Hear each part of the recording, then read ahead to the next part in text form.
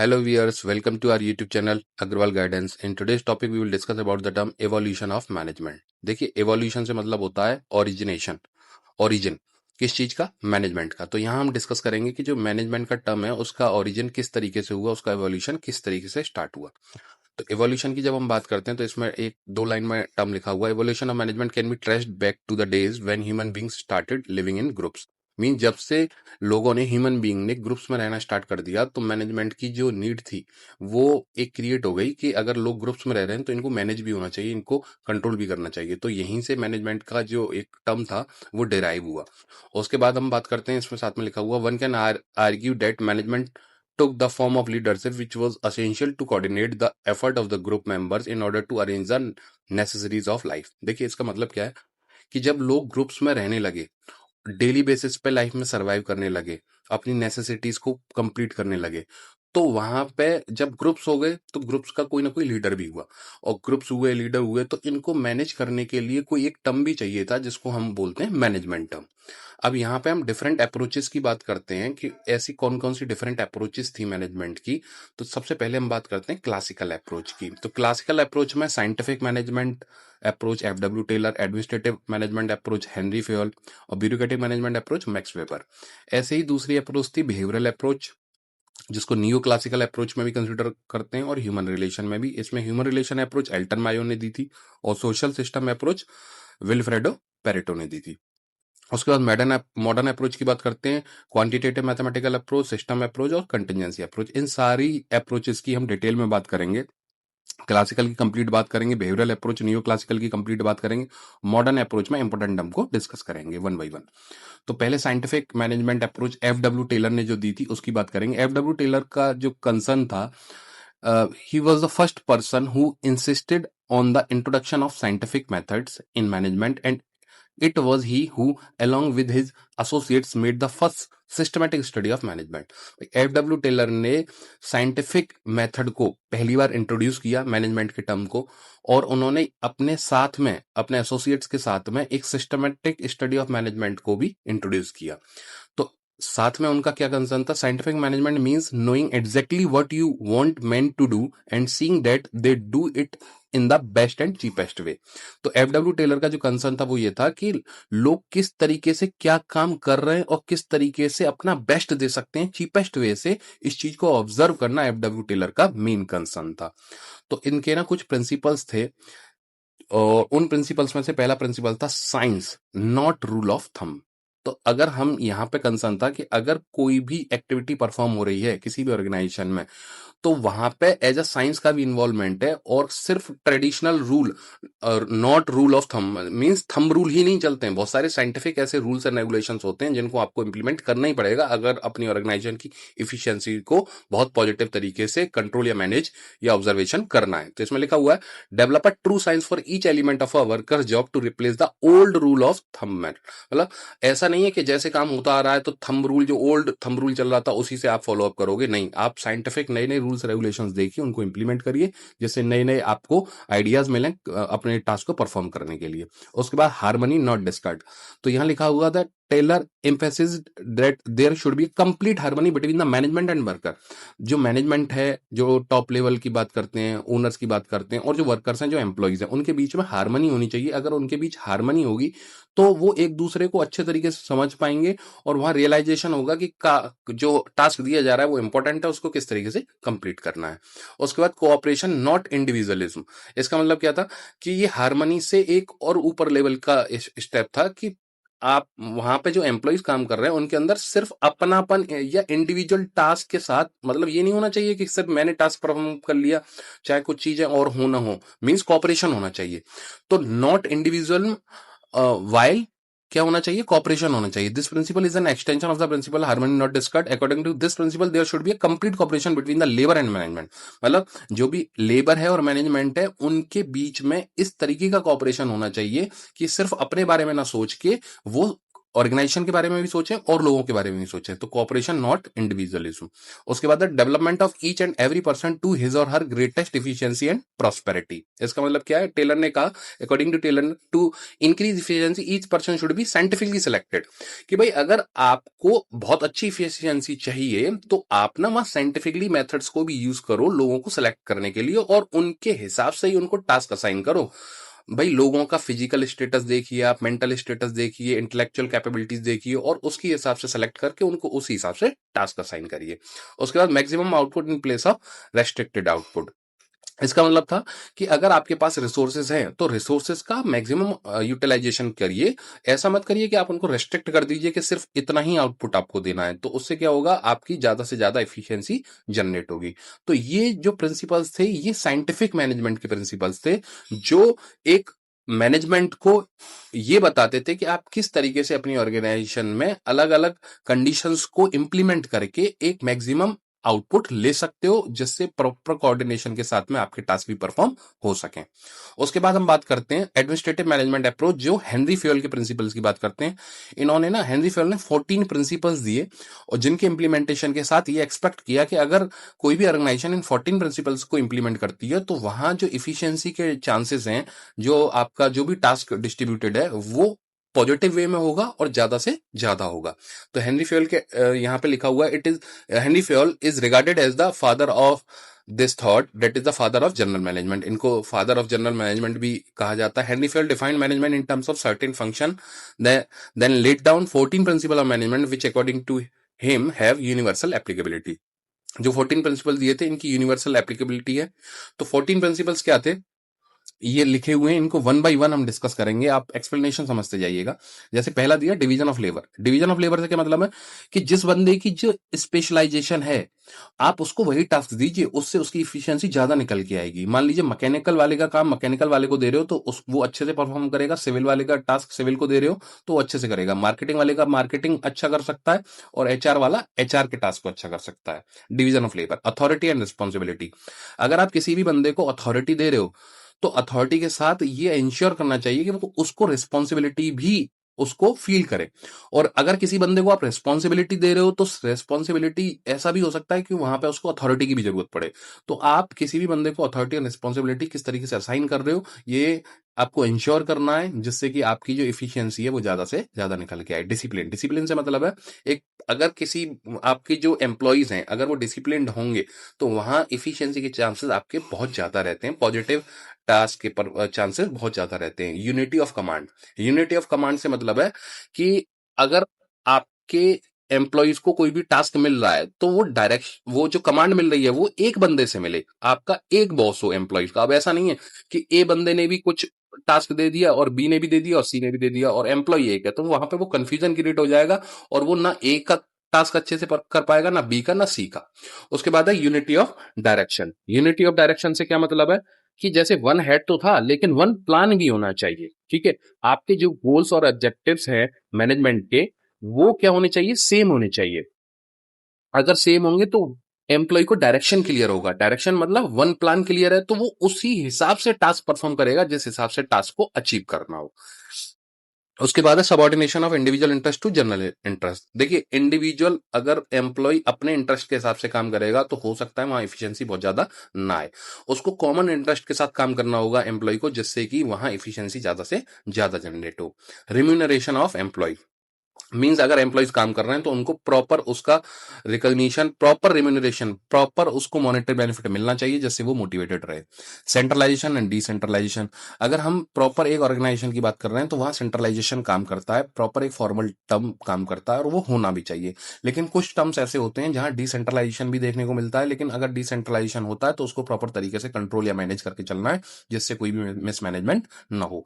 Scalar chain, इसको hierarchy बोलते हैं। हायरार्की से क्या मतलब होता है, जैसे टॉप मिडिल लोअर बोलते हैं ना, जैसे ऊपर सबसे टॉप पे एमडी सीईओज और डायरेक्टर्स रहते हैं, उसके बाद मिडिल लेवल मैनेजर्स रहते हैं, फिर नीचे थर्ड कैटेगरी पे जो रियल में टास्क परफॉर्म करते हैं आपके जैसे कोई भी एग्जीक्यूटिव लेवल के, नॉर्मल लेवल के लोग वो हो गए। तो इसके लिए से मतलब है कि आपके यहाँ पे जो डायरेक्शंस हैं, आपके यहाँ पे जो पोजीशंस हैं, वो इस तरीके से डिसाइडेड होनी चाहिए जिससे हर इंडिविजुअल को ये पता हो कि वो किस हायरार्की में आ रहा है और किस तरीके से उसको अपने बॉस को रिप्लाई देना है, या किस तरीके से वो किस हायरार्की में स्टैंड कर रहा है। उसके बाद ऑर्डर। ऑर्डर से मतलब है कि चाहे प्रोडक्शन डिपार्टमेंट की बात हो, चाहे किसी और डिपार्टमेंट की बात हो, सारी चीजें प्रॉपर तरीके से अरेंज होनी चाहिए। अगर अरेंज होंगी तो वहां इफिशियंसी आने के चांसेस ज्यादा रहते हैं। इक्विटी से मतलब है इक्वल, कि आप जो भी चीजें एम्प्लॉयज के बीच में देख रहे हो, जो भी चीजें ऑब्जर्व कर रहे हो, वो इक्वल वे में हो। इक्वल वे में चाहे टास्क की बात है, चाहे रिवॉर्ड की बात है, तो अगर आप वहां पे इक्विटी को कंट्रोल या मैनेज करके या प्रॉपर तरीके से देखोगे तो उसका रिजल्ट भी आपको पॉजिटिव मिलेगा। Stability of personal. Stability of personal से मतलब है कि लोग आपकी ऑर्गेनाइजेशन में लंबे समय तक किस तरीके से काम करें। काम वो कैसे करेंगे कि जब वहां का एनवायरमेंट अच्छा होगा, आप उनको सही तरीके से रिवॉर्ड दे रहे होंगे, तो वो लॉन्ग टर्म के लिए आपकी ऑर्गेनाइजेशन के साथ कनेक्टेड रहेंगे, और लॉन्ग टर्म के लिए कनेक्टेड रहेंगे तो वहां आपको आउटपुट पॉजिटिव मिलेगा। इनिशिएटिव। आपके एम्प्लॉयज इनिशिएटिव कैसे लेते हैं किसी भी टास्क को परफॉर्म करने के लिए, अगर वो लेते हैं तो ये आपके ऑर्गेनाइजेशन के लिए बहुत अच्छा और बहुत पॉजिटिव है। उसके बाद लास्ट आता है Spirit D cops. Spirit D cops से मतलब है स्ट्रेंथ। साथ में एक दूसरे के साथ किस तरीके से कॉपरेशन के साथ काम कर रहे हो, है ना, तो उसका मतलब होता है एस्पिरिट डी कॉप्स। तो अगर आप एक दूसरे के साथ प्रॉपर कॉपरेशन के साथ, स्ट्रेंथ के साथ काम करते हो, तो वहां पे आपकी ऑर्गेनाइजेशन के पॉजिटिव रहने के चांसेस बहुत ज्यादा होते हैं।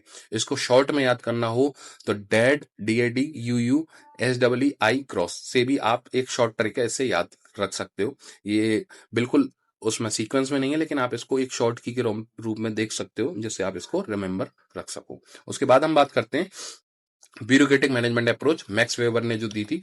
तो इन मैक्स वेबर का कहना था, Max Weber contribute to the organisation theory by propagating bureaucracy as an ideal form of organization. His model is characterized by the following feature. Division of labour. Division of labour मतलब वही जो हम अभी हमने बात करी थी, उसी से रिलेटेड है कि आप टास्क को कैसे कैसे डिवाइड कर दे रहे हो, लोगों को कैसे कैसे डिवाइड कर रहे हो, उनके स्पेशलाइजेशन और उनके स्किल सेट के हिसाब से। रूल्स रेगुलेशंस आपकी ऑर्गेनाइजेशन की ऐसे हैं जिससे सब लोग उन्हें फॉलो कर रहे हैं, और फॉलो कर रहे हैं तो उसका आउटपुट आपको पॉजिटिव मिल रहा है। Hierarchy of authority. हायरार्की से मतलब है कि जो टॉप, मिडिल और लोअर हैं वो किस तरीके से प्रॉपर तरीके से असाइंड है, जिससे सबको अपने डेजिग्नेशन पता है। और हायरार्की से मतलब है कि कौन टॉप में आ रहा है, कौन मिडिल में आ रहा है, कौन लोअर में आ रहा है, ये उनको पहले से पता हो और प्रॉपर तरीके से वो टास्क को परफॉर्म कर रहे हो। Technical competency. मान लीजिए कोई फिटर का है, जैसे ITI में कुछ ट्रेड्स होते हैं, फिटर का है और ड्राफ्टमैन का है या इलेक्ट्रिशियन का है, तो उनको अपना टेक्निकल ट्रेड पता है। या अगर इसे बीटेक होल्डर्स की बात करें कि CSIT वाले को पता है CSIT का काम है, या मैकेनिकल वाले को पता है मैकेनिकल काम है, तो वो उनकी टेक्निकल कॉम्पिटेंसी है। जो स्किल सेट है उस स्किल सेट पे वो काम कर रहा है। Record keeping. हर ऑर्गेनाइजेशन का रिकॉर्ड कीपिंग ऑफलाइन भी होता है, आज की डेट में ऑनलाइन भी होता है। तो रिकॉर्ड कीपिंग आप किस तरीके से प्रॉपर कर रहे हो, ये आपकी ऑर्गेनाइजेशन को इंक्रीज एफिशिएंसी इंक्रीज करने में आपको हेल्प करेगा। इन पर्सनल रिलेशंस। देखिए, एक तो होता है पर्सनल रिलेशन, एक होता है इन पर्सनल रिलेशन। तो यहाँ इन पर्सनल रिलेशन से मतलब है कि apart from personal relation, normal जो ऑर्गेनाइजेशन का रिलेशन है उसको आपकी ऑर्गेनाइजेशन में कैसे मेंटेन किया जा रहा है, जिससे जो आपके एम्प्लॉइज हैं वो प्रॉपर तरीके से एक दूसरे के साथ एडजस्ट हो पा रहे हैं। तो ये थे ब्यूरोक्रेटिक मैनेजमेंट अप्रोच जो मैक्स वेबर ने दी थी। उसके बाद हम behavioural approach, new classical approach की बात करते हैं, ह्यूमन रिलेशन अप्रोच की बात करते हैं, जो एल्टन मायो ने दी थी, जिसमें साथ में हम हाउथॉर्न एक्सपेरिमेंट की बात करते हैं। हाउथॉर्न एक्सपेरिमेंट क्या था? George Elton Mayo is considered the father of the new classical approach. He was the leader of the team which conducted the famous Hawthorne experiment. These experiments were conducted during 1924 to 32 at the plant of the Western Electric Company. The plant was located at Hawthorne near Chicago in the USA. उसके बाद हम बात करते हैं, ये 4 terms थे: elimination experiment, relay assembly, test room studies, mass interview programme, bank wiring observation room study. इनका क्या था? एलिमिनेशन एक्सपेरिमेंट की बात करते हैं तो इसमें the object of this experiment was to access the effect of elimination of employees. 2 groups were selected from the among the employees. देखिए, 2 ग्रुप्स एलिमिनेशन एक्सपेरिमेंट में डिवाइड कर दिए गए और लाइटिंग इफेक्ट देखा गया। लाइटिंग इफेक्ट क्या? 1 group was placed in a room where the lighting remains constant. एक रूम ऐसा दिया गया जहां जो लाइटिंग थी वो कांस्टेंट थी, और the other group was placed in another room where the lighting varied periodically. और दूसरा ग्रुप कैसा था? जहां जो लाइट थी वो फ्रीक्वेंटली चेंज हो रही थी। तो एक एक्सपेरिमेंट ऐसा किया गया जहां 2 ग्रुप्स में लोगों को डिवाइड किया गया, एक ग्रुप में लाइट कांस्टेंट रखी गई और एक में पीरियडिकली लाइट चेंज की गई। तो यहाँ पे क्या था? Surprising the output of both groups increase properly. तो यहाँ पे जो आउटपुट था दोनों ग्रुप्स का वो प्रॉपरली इंक्रीज हुआ। तो इसका मतलब क्या था कि जो अगर लाइटिंग इफेक्ट को आप थोड़ा सा चेंज करते हो तो बहुत ज्यादा आपके आउटपुट पे इम्पैक्ट नहीं आएगा। दूसरा था relay assembly test room studies. इसमें क्या किया गया, the relay assembly test were designed to evaluate the effect rest period and hours of work on efficiency. इसमें ना लोगों को ग्रुप्स में डिवाइड कर दिया और उनको एक rest during the work rest दिया गया, वर्किंग आवर्स में रिलैक्स दिया गया, उनको अच्छा खाने को दिया गया। तो साथ में लिखा हुआ है small homogeneous work group was constituted, several new elements were introduced to work atmosphere of this group. These included shorter working hours, rest pauses, improved physical conditions, friendly and formal supervision, free social interaction among group members, productivity and moral increase considerably during the period of the experiment. तो इसका क्या था, इसका conclusion के तौर पे बताऊं relay assembly test rule में कि morale and productivity are maintain if improvement in working condition are withdrawn. देखिए अगर वर्किंग कंडीशंस 19-20 भी कर दी गई लेकिन मोरल और प्रोडक्टिविटी पे बहुत ज्यादा इंपैक्ट नहीं आया, ठीक है। तो इसमें क्या कंसर्न था रिले असेंबली टेस्ट रूम में कि छोटे छोटे ग्रुप्स में डिवाइड कर दिया गया ग्रुप्स को और उसमें अलग अलग एक्सपेरिमेंट किए गए कि थोड़ा सा वर्किंग में रिलैक्स कर दिया, थोड़ा सा बीच में गैप दे दिया। तो इसका ये चीज निकल के आई कि उसका बहुत ज्यादा इम्पैक्ट नहीं आया, इम्पैक्ट आया लेकिन अगर एम्प्लॉयज का मोरल ठीक है तो वहां पे मोरल और प्रोडक्टिविटी के बिहाफ पे कुछ इंप्रूवमेंट्स देखने को ऑब्जर्व किए गए। उसके बाद हम बात करते हैं मास इंटरव्यू प्रोग्राम की। मास इंटरव्यू प्रोग्राम में क्या था, a large number of workers were interview to जज their attitudes and opinion on a factors influencing productivity. बहुत ज्यादा लोगों से एक कॉमनली कुछ क्वेश्चंस क्रिएट किए गए कि आप बताइए कि आप क्या क्या ऐसा इंप्रूवमेंट किया जाए जिससे आपका मोरल हाई हो और प्रोडक्टिविटी इंक्रीज हो। तो इसमें क्या हुआ, it was found that the opportunity to talk freely about things are important to workers had a positive effect on their morale and productivity. कि लोगों से अगर फ्रीली बात की जाती है तो वो अपने रियल प्रॉब्लम्स को बता पाते हैं और वहां से फिर आप उनके मोरल के इंक्रीज होने के, प्रोडक्टिविटी इंक्रीज होने के चांसेस बढ़ जाते हैं। फिर था एक bank wiring observation room study. इसमें क्या था, in this experiment a group of 14 workers was put under close supervision. The pay of every member was made dependent on the performance of the group as a whole. Bank wiring observation room study में क्या था, 14 peoples लिए गए और उनको ना एक close observation में रखा गया और वहां पे एक ये दे दिया कि आप जिस हिसाब से काम करोगे उस हिसाब से आपको जो सैलरी है वो मिलेगी। तो वहां पे क्या हुआ कि यहाँ पे ये ऑब्जर्वेशन हुआ कि कुछ इनफॉर्मल ग्रुप्स क्रिएट हो गए और उन्होंने अपने रूल बना लिए। अब वो क्या था, वहां पे social pressure were exercised to enforce these norms. As a result, output could not increase despite the group incentive scheme. तो वहां पे कोई भी आउटपुट इंक्रीज नहीं हुआ। तो bank wiring observation room study ये थी कि 14 लोगों को अगर ग्रुप्स में अलग अलग तरीके से डिवाइड कर दिया और वहां ये कहा कि अगर आप जैसा परफॉर्म करोगे ऐसा आपको पे मिलेगा, तो वहां पे इस चीज का ऑब्जर्वेशन बहुत ज्यादा पॉजिटिव देखने को नहीं मिला। तो इसके अगर हम कॉन्ट्रीब्यूशन की बात करें इस एक्सपेरिमेंट के, तो यहाँ पे सोशल सिस्टम देखा गया कि किस तरीके से डेवलप हो सकता है, सोशल एनवायरनमेंट किस तरीके से डेवलप हो सकता है, उसका इम्पैक्ट प्रोडक्टिविटी पे कैसे आ सकता है, इनफॉर्मल ऑर्गेनाइजेशन होते हुए किस तरीके से प्रोस कॉन्स आ सकते हैं, तो उसका फॉर्मल ऑर्गेनाइजेशन में कैसे हम कन्वर्जन कर सकते हैं, ग्रुप डायनामिक्स कैसे क्रिएट हुआ और उसको मैनेज किस तरीके से किया, इनफॉर्मल लीडर भी क्रिएट हो सकते हैं अगर आप उनको फ्रीली छोड़ दोगे तो उनको कंट्रोल या मैनेज कैसे करना है। ऑर्गेनाइजेशन में टू वे कम्युनिकेशन भी होता है जिसको कि आपको बहुत कीनली तरीके से ऑब्जर्व करना है। ये कॉमन कॉन्ट्रीब्यूशंस थे। उसके बाद हम बात करते हैं इसमें सोशल सिस्टम अप्रोच की, जो कि वेलफेयर अप्रोच थी। सोशल सिस्टम अप्रोच में it is a social system approach an organisation to is a cooperative system in which persons are able to communicate with each other and are willing to contribute to a common purpose. Social system approach एक ऐसी approach थी जहां पे एक common approach की बात करते हैं, कॉमन डिस्कशन की बात करते हैं, जैसा नाम है ना सोशल सिस्टम।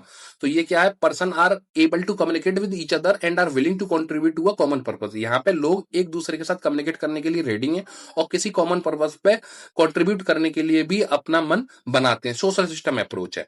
तो it is based on the generalization that an organization is system and its components are interrelated and interdependent। तो ये जनरलाइजेशन एक कॉन्सेप्ट है जिसमें कंपोनेंट्स इंटररिलेटेड होते हैं और इंटरडिपेंडेंट होते हैं।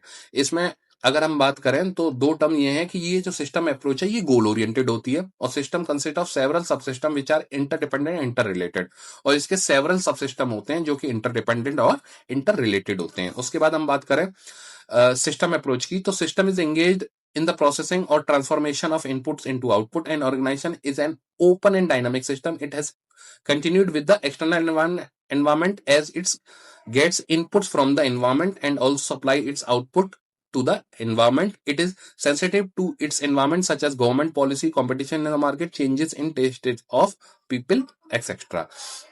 तो इसका मतलब था कि यहाँ हम सिस्टम की बात करते हैं तो वहां हमें इनपुट से आउटपुट में कन्वर्जन भी मिलता है, बहुत सारे एक्सटर्नल और इंटरनल एनवायरमेंट्स भी देखने को मिलते हैं जिसमें गवर्नमेंट पॉलिसीज की बात करते हैं, कंपटीशन की बात करते हैं।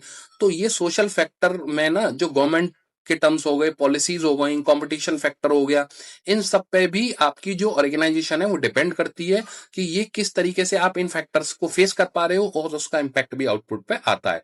उसके बाद हम लास्ट टर्म में बात करें, a system has a boundary which separates it from other system. तो यहां पे क्या है कि ये जो सोशल सिस्टम है एक बाउंड्री क्रिएट करता है जो कि अदर सिस्टम से आपको डिफरेंशिएट रिप्रेजेंट करता है, जिसके भी आप मार्केट में कंपटीशन फेस कर पाते हो, मार्केट में स्टेबिलिटी के साथ अपने बिजनेस को रन कर पाते हो। So it is all about the different evolution of management. Thanks for watching. Please like and subscribe our channel. Thank you.